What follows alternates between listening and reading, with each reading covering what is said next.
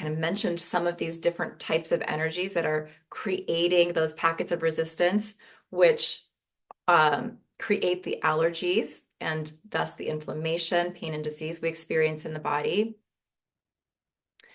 That I want to focus on a little bit more here is trauma, right? We hold trauma from on so many levels and in so many different ways.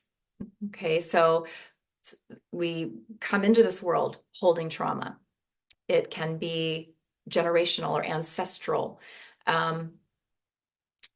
or past life trauma that we're bringing into this body, into this lifetime to resolve, or it's part of what we need for the growth, the expansion that we're here to move into, right? Becoming more of our potential. Or we can take on trauma, and we do, in the womb from our mother or other family members that are present. Okay, we also have our own trauma that becomes a part of our being, kind of embedded into our energy systems and cells from our experiences that start early on in childhood. It can start as early as those first relationships. What's going on in our home? What is our parents' relationship like? What is the emotional state of our mother, of our father? What is the emotional, mental, spiritual, physical environment that we're raised in? When then we go to school. Some of us have a really difficult time navigating school, friendships, the different relationships that we're just thrown into once we become school age. And then that just continues on, right? We fall in love. Sometimes we get hurt. That doesn't work out. We go through breakups. We experience loss.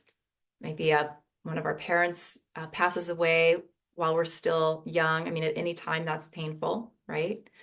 There's so many different experiences that we have that create trauma in our body. And this is a huge piece of those sort of packets of resistance that are allergies that create inflammation in the body. So another way that we can look at resistance then would be, I mentioned a few of these words earlier, is like disharmony. Looking at it as being out of harmony, out of alignment, or out of balance, right, within our relationship to an energy. So energetic allergy healing clears and heals those patterns, all of them, simultaneously. And that's why it brings the results that it does, because it's clearing and healing those dense, low vibrational or limiting energy patterns that make up those packets of resistance, creating those allergies. So it's clearing those also on all levels, from all parts and aspects of you, from your physical body, cells, DNA, your energy bodies, your toroidal field or magnetic field, restoring harmony with the thing or energy that previously caused an inflammatory response in your body. And that's what's going to be, actually, even though this is a serious topic, we can have some fun with this and we get to talk more about this, because there is, there's fun energy when we are diving into topics that we're interested in, right? That we want to learn more about, that have that potential to inspire us and expand us in some way. And that is also a way that I like to approach my own relationship with my body, approach my relationships that I have, approach the healing work that I do, is through that lens of play and fun. Because that is going to really help us on the healing journey, because this is a massive journey. It's a lifelong journey. It's a journey that takes commitment, dedication, kind of that one foot in front of the other, right?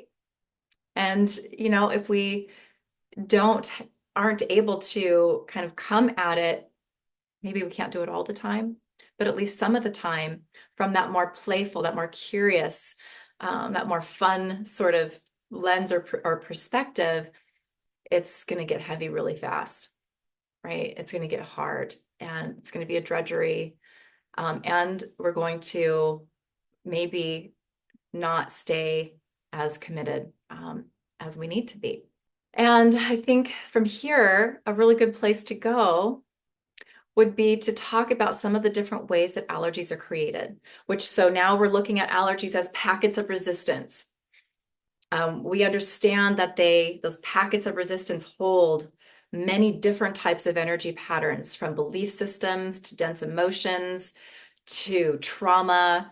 And there's other energy patterns that are part of these packets as well. We may get to touch on some of those as we move through our time together as well, but those are the ones I like to talk about the most because most of us can really relate to those. Those are really relatable.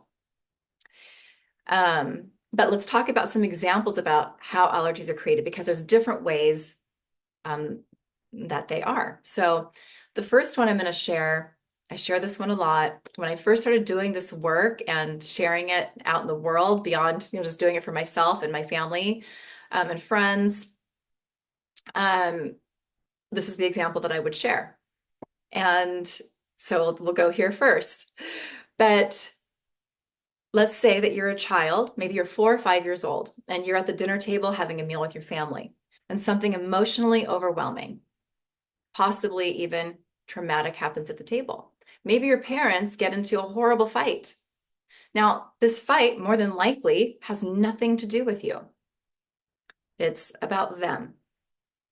Okay, but this is your mom and dad, and you're in this energy, as a child, and you're sitting there just doing your best to handle and process and kind of cope with all of it, all of that anger, energy as you're eating. You become completely overwhelmed and don't have the skills or the ability to process what's happening. And worse, as children, we tend to feel that what's happening is our fault.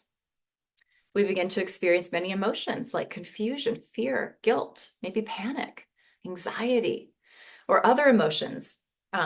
We go into survival mode, that fight or flight response. Stress hormones and inflammatory proteins like cytokines are produced in large quantities, and now they're circulating in your bloodstream, right? We feel threatened. We become ungrounded. And in those moments, your brain, your body, begins to attach that threat to the different things that are what I call big or loud in your environment. And they respond like they're the enemy. We are literally in these moments going into resistance mode. In moments like these, we can become allergic to the foods we're eating. Instant allergies to parts of our own body, like our nervous system and stomach, and so on. We can become allergic to our parents. This is in the emotional allergy category. We can become emotionally allergic to ourselves, to the emotions that we're experiencing in those moments, and to other energies that are prominent in the room at that time. Maybe it's summertime, and maybe the air conditioning is on. We can become allergic to the air conditioning in those moments. Maybe the sun was shining brightly through the windows and shining in your eyes. You can become allergic to the sun itself, to UVA and UVB light. The bigger the overwhelm and trauma that we're experiencing, the more complex the allergies that are created from them will be. We become allergic to more of what's in our environment in those moments. But let's focus back in on the foods that you were eating at that meal. Your immune intelligence identifies what makes up the foods that you're eating. Our brains are processing the information constantly, constant process. It's processing the different nutrients that are in the foods that you're eating. So maybe you were maybe there was a meat dish, maybe it was chicken as part of the meal. You can become allergic to not just the chicken, but you can become allergic to the proteins in the chicken or other minerals or other nutrients that are in that chicken.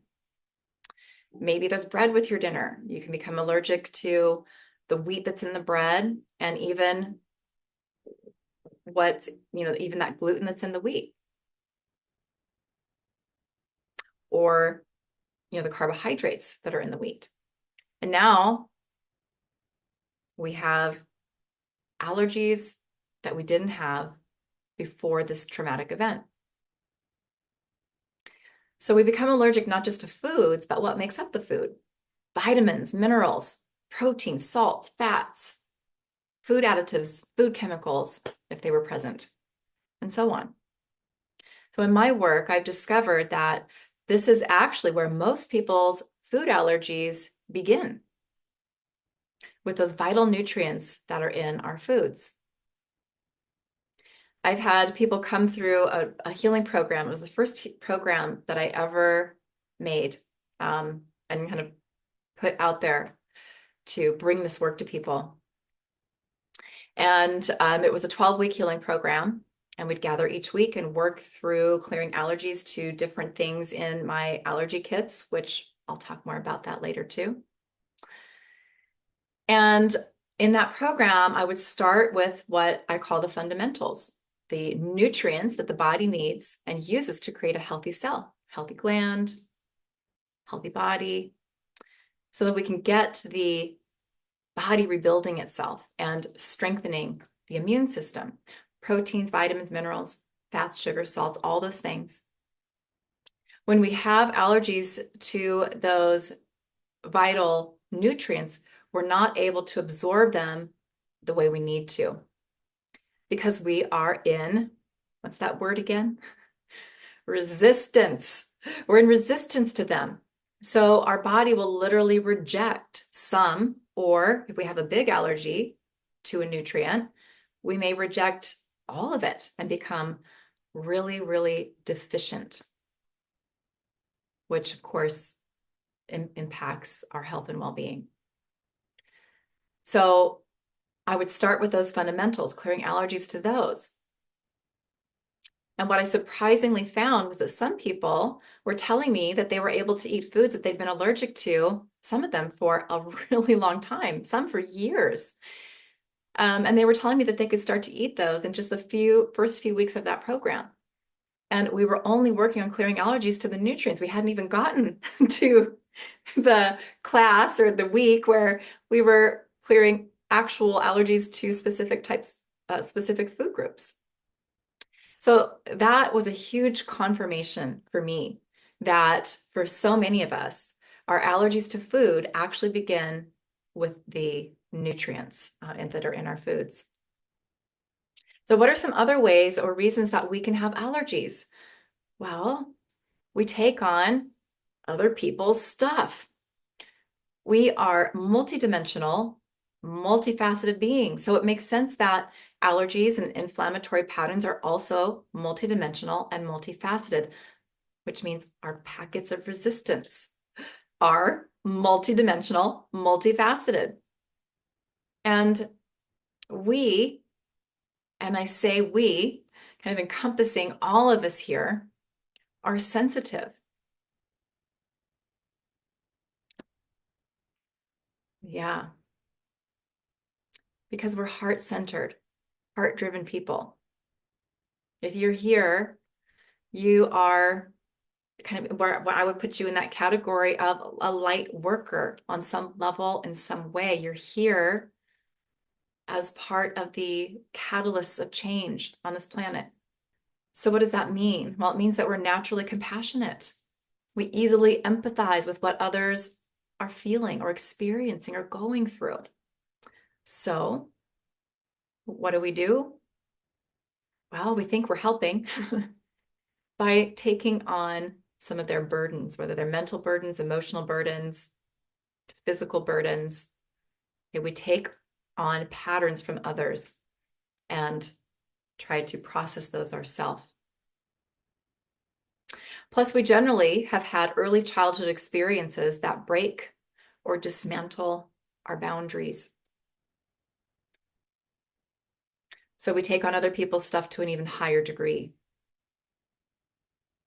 I could do a whole masterclass on this topic alone, as there are multiple reasons that we do this, the nuanced reasons that we take on other people's emotions, their programming, their trauma, along with other energies that create allergies and life challenges for us. However, the key to shifting this pattern, no matter the whys, the hows, is the same for all of us. It's through spiritual or energetic healing. Our commitment, taking action to heal ourselves, and of course, having tools that are in alignment with us to accomplish that are essential. As we heal our own trauma, our wounds, emotions, this programming that's keeping us stuck or trapped in different areas of our lives, along with other energies that do create allergies, blocks, and pain in our bodies, we move more and more into our own power.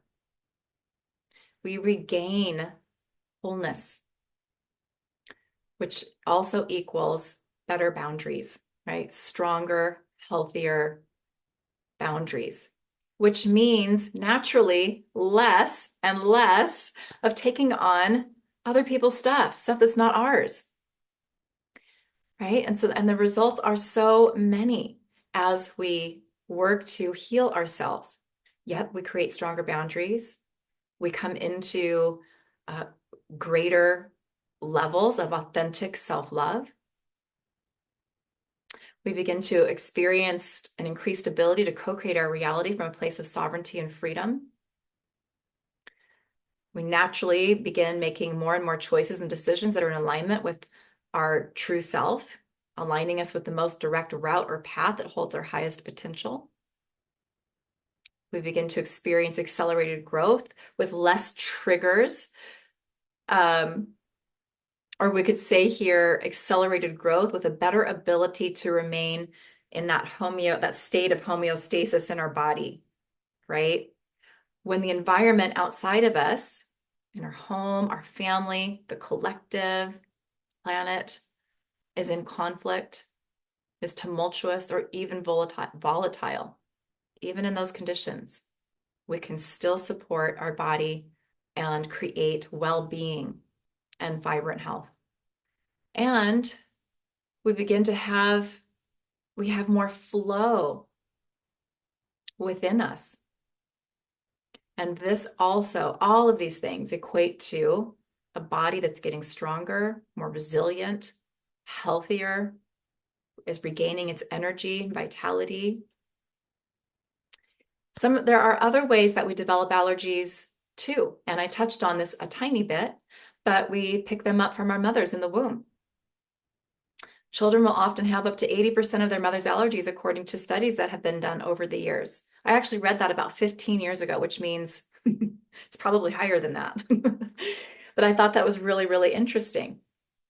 So what is a child really inheriting from the mother when, say your mom's allergic to dairy? She can't drink milk without symptoms.